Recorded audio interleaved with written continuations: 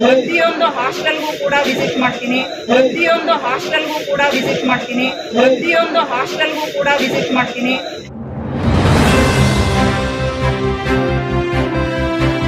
ಇನ್ನು ಮುಂದೆ ಈ ರೀತಿ ಘಟನೆಗಳು ಆಗದಂಗೆ ನಮ್ಮ ತಾಲೂಕಲ್ಲಿ ಆಡಳಿತ ಮುನ್ನೆಚ್ಚರಿಕೆಯಿಂದ ಕ್ರಮವಹಿಸಬೇಕು ಅಂತ ನನ್ನ ಮೇಡಮ್ ಅವರಿಂದ ಒಂದು 2 ನಿಮಿಷ ಮಾತಾಡಬೇಕಂತ ಮನವಿ ಮಾಡ್ತಾ ಇದ್ದೀನಿ.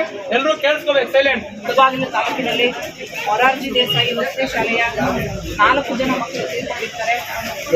ನಮಗೆಲ್ಲರಿಗೂ ಗೊತ್ತು, 3 ಜನ ಮಕ್ಕಳು ಗಾಯಗೊಂಡಿದ್ದು ಅವರು ಆಸ್ಪತ್ರೆಯಲ್ಲಿ ಚಿಕಿತ್ಸೆಯನ್ನು ಪಡೆದು ಬಂದಿರ್ತಾರೆ.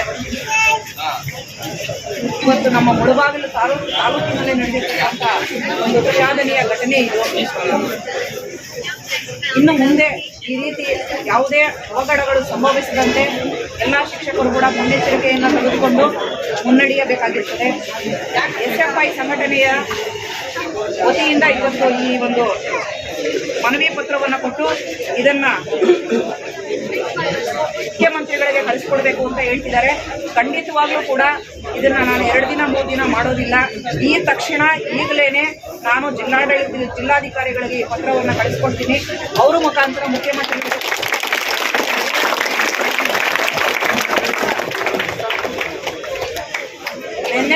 ಮೊನ್ನೆ ನಡೆದಿರ್ತಕ್ಕಂಥ ಘಟನೆಯ ಬಗ್ಗೆ ನಮಗೆಲ್ಲರಿಗೂ ಕೂಡ ಒಂದು ವಿಷಾದನೀಯವಾದಂಥ ಸಂಗತಿ. ಸೊ ಈ ಕೂಡಲೇ ಇವರು ಈಗಾಗಲೇ ನನ್ನನ್ನು ಬಂದು ಭೇಟಿ ಮಾಡಿದ್ದಾರೆ. ಸೊ ನಾನು ಹೊಸದಾಗಿ ಬಂದಿದ್ದೀನಿ. ಖಂಡಿತವಾಗ್ಲೂ ಕೂಡ ನಾನು ಮುಂದಿನ ದಿನಗಳಲ್ಲಿ ಪ್ರತಿಯೊಂದು ಹಾಸ್ಟೆಲ್ಗೂ ಕೂಡ ವಿಸಿಟ್ ಮಾಡ್ತೀನಿ. ಸಮಸ್ಯೆಗಳು ಏನಿದೆ ಅದನ್ನು ಸಮಾಜ ಕಲ್ಯಾಣ ಇಲಾಖೆಯ ಇಲ್ಲಿರ್ತಕ್ಕಂಥ ನಿರ್ದೇಶಕರು ಅವರು ಟ್ರಾನ್ಸ್ಫರ್ ಆಗಿದ್ದಾರೆ. ನರಸಿಂಹಯ್ಯ ಅನ್ನೋರು ಈಗ ಶ್ರೀನಿವಾಸಪುರದಲ್ಲಿ ರಾಜೇಶ್ ಅನ್ನೋರು ಚಾರ್ಜ್ ಇದ್ದಾರೆ. ಅವರೇ ನಮ್ಮ ಮುಳಬಾಗಿಲಿಗೆ ಚಾರ್ಜ್ ಇದ್ದಾರೆ. ನಾನು ಅವ್ರ ಜೊತೆಗೂಡಿ ಪ್ರತಿಯೊಂದು ಹಾಸ್ಟೆಲ್ಗೂ ಕೂಡ ವಿಸಿಟ್ ಮಾಡ್ತೀನಿ. ನಿಮ್ಮ ಸಮಸ್ಯೆಗಳು ಏನಿದೆಯೋ ನಾನು ಅದನ್ನು ಇಲಾಖೆಯ ಮುಖಾಂತರ ನಾನು ಜಿಲ್ಲಾಧಿಕಾರಿಗಳ ಗಮನಕ್ಕೆ ತರೋದಕ್ಕೆ ಪ್ರಯತ್ನ ಮಾಡ್ತೀನಿ. ಒಂದು ಕೇಳಿದಾವೆ, ಅದು ಸರ್ಕಾರ ಮಾಡುತ್ತೆ. ನಾನು ನಿಮ್ಮಲ್ಲಿ ಒಂದು ರಿಕ್ವೆಸ್ಟ್ ಮಾಡೋದು, ನಾನು ಬೇಕಾದರೆ ಮಾನ್ಯ ಮುಖ್ಯಮಂತ್ರಿಗಳು ಭೇಟಿ ಮಾಡ್ತೀವಿ, ಅದಕ್ಕೆ ಸಂಬಂಧಪಟ್ಟ ಸಚಿವರನ್ನು ಭೇಟಿ ಮಾಡ್ತೀವಿ. ದಯವಿಟ್ಟು ನಿಮ್ಮೊಂದು ರಿಕ್ವೆಸ್ಟ್ ಮಾಡೋದು, 4 ಜನ ಕುಟುಂಬಗಳಿಗೆ ಸರ್ಕಾರ ನಿಮ್ಮ ತಾಲೂಕಾಡಳಿತದಿಂದ ಒಂದು 2 ಎಕರೆ ಇವಾಗ ಸರ್ಕಾರ ಜಮೀನುಗಳಿದ್ದಾವೆ, ಅದನ್ನು ನಿಮ್ಮ ನೇತೃತ್ವದಲ್ಲಿ ದಯವಿಟ್ಟು ಅವ್ರಿಗೆ ಅನುಕೂಲ ಮಾಡಬೇಕು. ಆಗ ಅವನ್ನ ಗುರುತಿಸಿ ನೀವು, ಯಾಕಂದ್ರೆ ನಾನು ಸಿದ್ದರಾಮಯ್ಯ ಹತ್ರ ಹೋದ್ರೂ ಜಿಲ್ಲಾಧಿಕಾರಿ ಹತ್ರ ಹೋದ್ರೂ ನಿಮಗೆ ರೆಫರ್ ಮಾಡೋದು.